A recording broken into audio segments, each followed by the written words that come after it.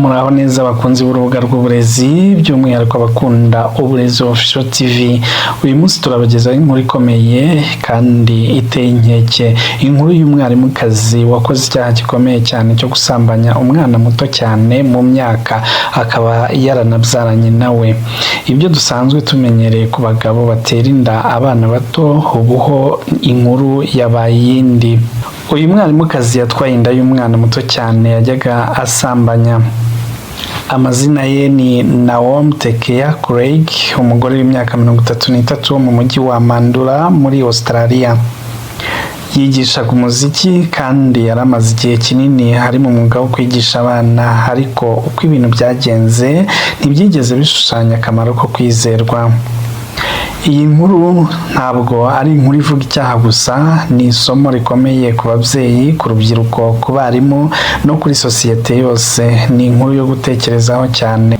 Naomi Tekeya Craig, umwarimukazi wigisha umuziki mu ishuri ryisumbuye rya Anglican School muri Mandurah, yafatiwe icyaha gikomeye cy'uko yashoye mu busambanyi umwana w'umuhungu w'imyaka 12, akamugira umupapa mu gihe gito kitarenze amezi 14 gusa abimwinjijemo.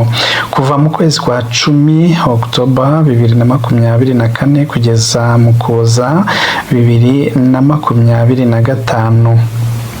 Mu gihe yari atwite inda y'amezi 8, yaje kubyara ku itariki ya 8 Mutarama 2026 umwana we wa kabiri. Ibizamini bya ADN byerekanye ko se w'uwo mwana ari uyu muhungu w'imyaka 12, bivugwa ko yamuhohoteye. Ku itariki 27 Mutarama 2026 Naomi Tekeya Craig yitabye urukiko rwa Mandurah Magistrate Court, aho yemeye ko yakoze ibyaha byose byamushinjwaga, ahanini ibyaha byo gusambanya umwana muto, bikaba ari ibyaha nawe ubwe yiyemereraga yuko ari ibintu bigayitse ku murezi.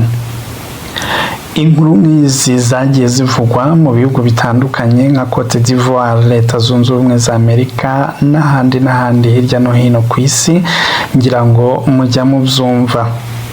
Usanga bari mu kazi baragiye baterwa inda n'abanyeshuri babo bakiri mineur mu myaka. Hamwe n'ibyaha byemejwe harimo n'ibyerekeranye no kwica ahazaza h'umuntu ukiri muto, ndetse n'ibindi byaha bifitanye isano n'imyitwarire idahwitse ku mwana. Ubu aracyari hanze by'agateganyo bail, ariko afite amabwiriza akomeye cyane yo kutavugana n'abana badafite ababarinda. Ibintu bitangaje cyane ku bantu bose babashije gusoma iyi nkuru cyangwa se ababyumva, burya agahugu n'umuco wako. Iyi nkuru idutera gutekereza ku ngaruka z'imyaka y'ubugimbi n'ubwangavu, kandi ikatwibutsa ko abana bakiri bato bafite uburenganzira bwo kurindwa, kwitabwaho no kubaho mu buzima bwiza.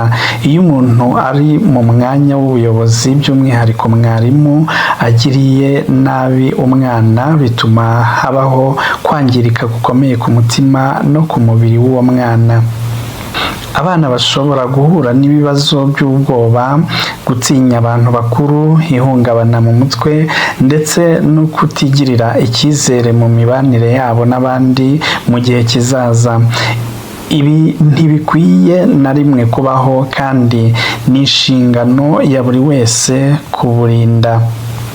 Babyeyi, mubane n'abana banyu buri gihe, mumenye ibyo batekereza byose, mubafashe kumenya ko bashobora kubabwira byose. Ntimukomeze guhisha ibibazo cyangwa kubabera inzitizi igihe bababajwe, igihe bababwiye ibintu bishobora kubatera ubwoba. Mureke abana bamenye ko ababyeyi ari inshuti zabo, kandi ko bashobora kubabwira byose badatinze. Ubuzima bw'umwana bwubakwa ku cyizere hagati yabo n'ababyeyi babo. Nimuhore hafi y'abana banyu rero mu biganiro byabo bya buri munsi, aho kuganira na social media gusa. Ku rubyiruko cyane cyane abana bakiri mu mashuri, mwizere ababyeyi banyu, ntimukigere muhisha ibibazo bikomeye muhura nabyo. Niba hari umuntu mukuru cyangwa undi wese mubona ushaka kubashora mu ngeso mbi, mubwire ababyeyi banyu. Kuganira n'ababyeyi banyu bizabafasha kugumana umutekano no gukura mufite ubwenge n'umutima utuje. Ntuzigere wumva kuri wenyine, hari abantu bagomba kukumva no kugufasha. Barimo barezi, namwe mwibuke ko mutari abigisha gusa, muri abarinzi b'abana. Ntimugomba kwigera murebera abana gusa, mugomba no kubarinda ingeso zose z'amage. Ishuri rigomba gushyiraho uburyo bwo gukurikirana imikorere y'abarimu n'uko abana bitabwaho. Uburezi si ukwiga gusa, ni umutekano w'abana, kububaka no kubarinda ibibi byose. Ku rwego rwa leta, sosiyete n'imiryango muri rusange, hagomba kubaho amategeko akomeye kandi ashyirwa mu bikorwa harengera abana bose. Hakenewe gahunda z'ubumenyi ku burenganzira bw'abana, umutekano n'uburyo bwo kubarinda. Sosiyete yose igomba gufatanya kugira ngo abana bacu barindwe neza kandi bagire ubuzima bwiza. Uyu munsi twabonye inkuru imwe iteye inkeke ishimangira ko umutekano w'abana utagomba gusuzugurwa na rimwe. Ababyeyi, abarimu, urubyiruko, ubuyobozi, twese dufite uruhare rwo kurinda abana. Tureke abana bacu bakure mu rukundo, mu bwumvikane kandi mu mutekano. Dushyire imbere uburezi bufite ubuzima bwiza, bufite ubumenyi kandi bufite imico myiza.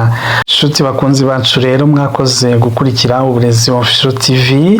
Mukomeze mugire umunsi mwiza kandi mube maso mu burere n'umutekano by'abana bacu. Mwari kumwe na Fidèle de Jésus. Mukomeze kudukurikira, ntimuzacikwe na documentaire z'ubutaha. Ciao ciao.